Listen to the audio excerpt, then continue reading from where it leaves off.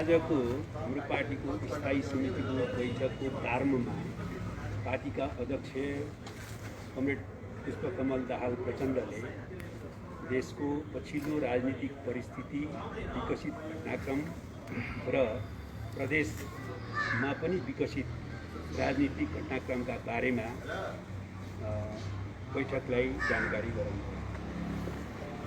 दोस्रो, हाम्रो पार्टी अदालतको पछिल्लो आदेश अनुसार नेकपा माओवादी केन्द्रको रूपमा सञ्चालित हुने स्थिति बनेपछि पार्टीको स्थायी कमिटीको बैठकले यसअघिदेखि नै पार्टीको अन्तरिम विधानमा संशोधन गर्नेबारे छलफल चलाउँदै आएको थियो।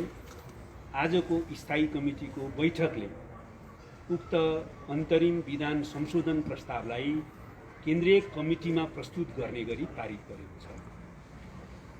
उक्त संशोधनका मुख्य कुराहरूमा पार्टीको केन्द्रीय कमिटीदेखि तल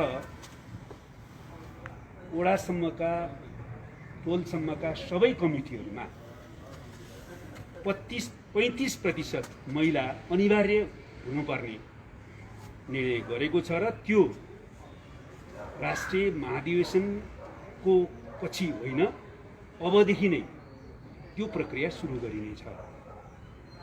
दोस्रो, केन्द्रीय कमिटीमा उत्पीडित दलित समुदायबाट कम्तीमा 15% र प्रदेश, जिल्ला र सम्बन्धित पालिकाहरूका समितिहरूमा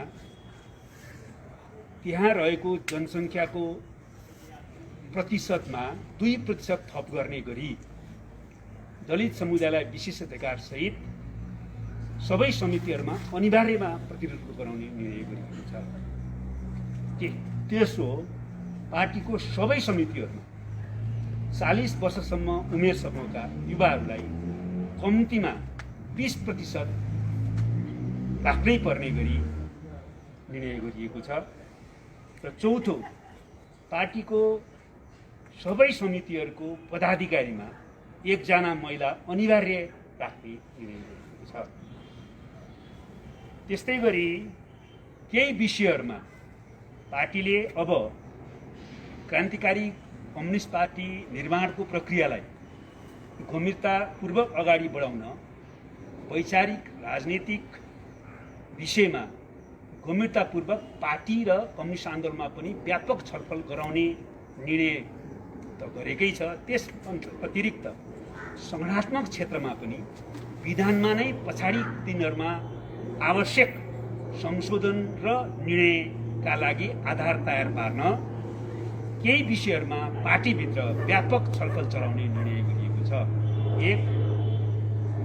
पार्टीको समितिहरू वा नेतृत्व निर्माणको प्रक्रिया के हुन्छ, निर्वाचन, पार्टी कार्यकर्ताको मूल्याङ्कन लगायतका विषयहरूलाई कसरी जोड्ने वा कुन विधिद्वारा चाहिँ नेतृत्व चयन गर्ने, नेतृत्व निर्वाचित गर्ने, नेतृत्व निर्माण गर्ने भन्ने बारेमा गम्भीर छलफल पार्टीभित्र गर्ने निर्णय गरिएको छ र सबै पार्टी समितिलाई यसबारेमा सुझाव पठाउन पनि हामीले निर्णय गरेका छौँ। त्यसै गरी हामीले कार्यकारी प्रमुख, कुनै पनि समूहको कार्यकारी प्रमुखको पदमा उमेर हद राख्ने कि नराख्ने वा कार्य समितिको कार्यकारी प्रमुखको लागि कार्यकालको सीमा राख्ने कि नराख्ने भन्ने बारेमा पनि छलफल बहस विरोध गर्ने निर्णय गरेका छौँ र सिङ्गो पार्टीका समिति र सदस्यहरूलाई त्यसको निम्ति सुझाव माग गर्ने पनि निर्णय गरेका छौँ। त्यसै गरी पार्टीको अहिलेको जिल्ला समितिहरूलाई जिल्ला समन्वय समितिको रूपमा नै अगाडि बढाउन उपयुक्त हुन्छ कि भन्ने बारेमा पनि छलफल र बहस अगाडि बढाउने निर्णय गरिएको छ। यसबारेमा नि सबै पार्टी समिति र सदस्यहरूलाई सुझाव पठाउन अनुरोध गर्ने निर्णय गरिएको छ। त्यसै गरी सहकारी आन्दोलन, सामूहिक उत्पादनको कार्य, सङ्घ र सिङ्गो पार्टीलाई उत्पादन कार्यसँग कसरी जोड्ने भन्ने बारेमा पनि पार्टीभित्र बहस अगाडि बढाउने र पार्टीको बहसलाई संश्लेषण गरेर अगाडि बढ्ने निर्णय गरिएको छ। अघि सत्ता समीकरणको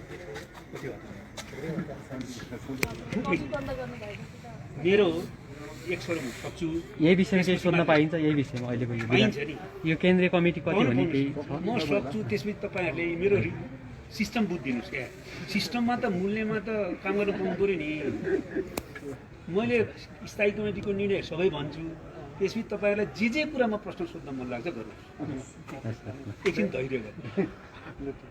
तेस्रो, कोभिड-19 को महामारीका बारेमा बैठकमा गम्भीर छलफल भएर त्यसबारेमा केही महत्त्वपूर्ण निर्णयहरू लिएका छन्। पहिलो कुरा, विश्व नै कोभिड-19 को यो महामारीको अर्को लहरको प्रकोपबाट गाँसिएको छ र हाम्रो नेपालमा पनि दोस्रो लहर तीव्र रूपमा अगाडि बढिरहेको छ। त्यसले जनताको जीवनको रक्षाको प्रश्न, जनस्वास्थ्यको प्रश्न, राष्ट्रिय अर्थतन्त्रको प्रश्न, सामाजिक अवस्थाको प्रश्नमा सबैतिर नकारात्मक असर पार्ने खतरा बढ्दै गइरहेको छ। त्यसैले कोभिड-19 को बहुआयामिक प्रभावलाई पनि सम्बोधन गर्न र मुख्यतः यसको रोकथाम र नियन्त्रणका लागि सबै देशका सरकार, राजनीतिक पार्टी, नागरिक समाज, चिकित्सा कर्मी, जनस्वास्थ्यविद र सामाजिक सङ्गठन, स्वास्थ्य कर्मीहरू सबै एकताबद्ध भएर हातेमालो गर्दै अघि बढ्न अपिल गरेको छ र साथसाथै यसका निम्ति सर्वपक्षीय राजनीतिक संयन्त्र बनाउन पनि सरकारसँग माग गरेको छ। दोस्रो,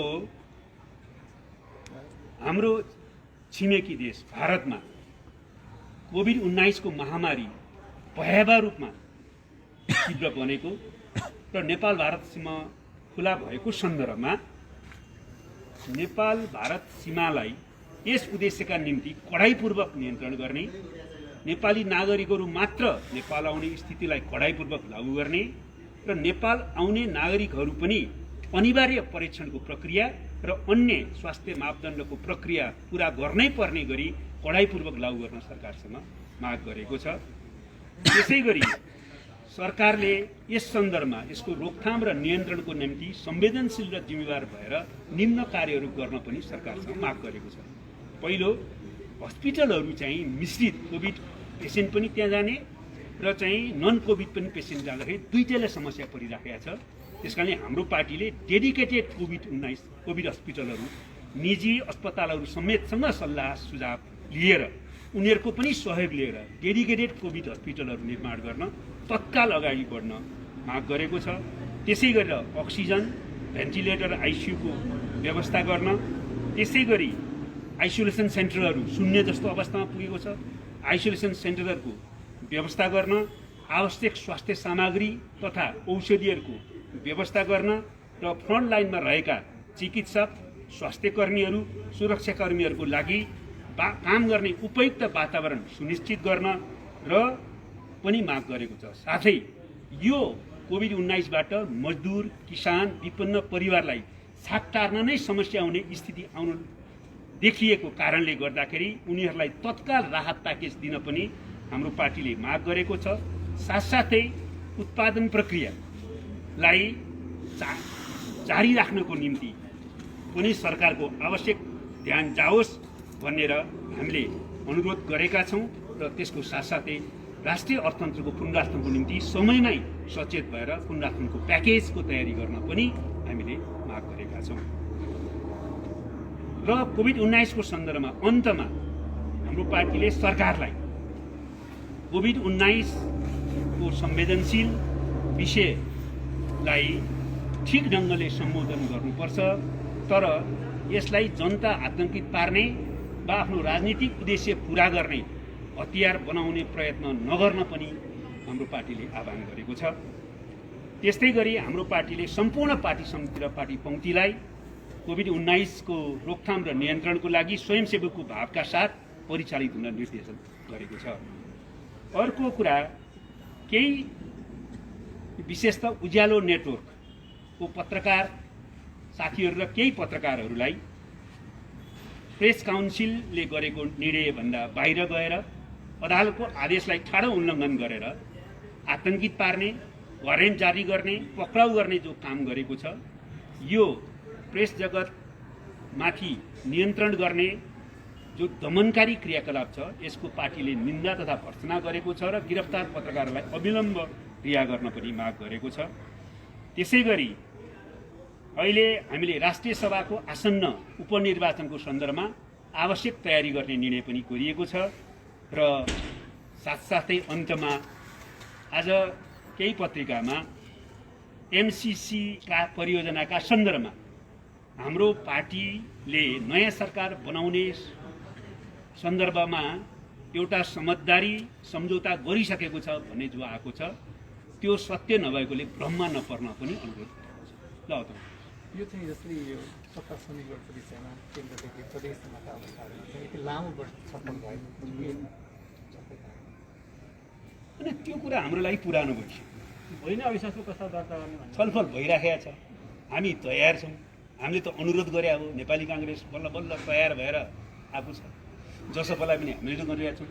जसपाले निर्णय गर्नु पर्यो, जसपाले निर्णय गर्न सक्छ त्यो प्रक्रिया अगाडि बढ्छ। हामी त्यो निर्णयको प्रतीक्षामा छौँ। तर हामी फेरि भन्छौँ यो निर्णय अब लम्बिनु हुँदैन, विलम्ब नहो। यो सरकारको विरुद्ध अविश्वासको प्रस्ताव भनेर बाहिर नै के छ, त्यो विषयमा के छ? यही त मैले अहिले भनिसकेँ। यो सरकारलाई विस्थापित गरेर संविधानको रक्षा, लोकतन्त्रको रक्षा र प्रतिगमनको विरुद्ध सङ्घर्ष गर्ने शक्तिहरू मिलेर नयाँ सरकार बनाउन सकियोस् भनेर हाम्रो पार्टीले पहल गरिराखेको छ। त्यस सन्दर्भमा हाम्रो स्ट्यान्ड बाई पोलिसी तपाईँहरूलाई थाहा छ।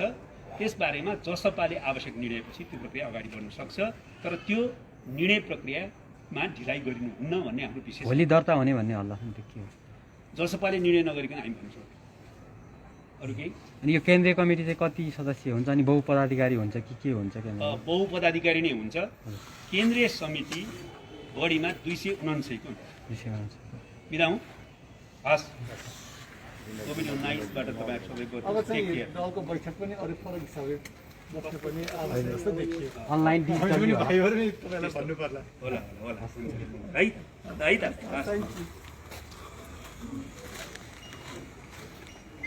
बुम बुम दाइले मेरो बुम देख्नु भएन यार। ओ यहाँलाई सर डरा बनाउँदा कुनै दिन भन्दै भन्दै मैले लाइक मेरो धन्यवाद।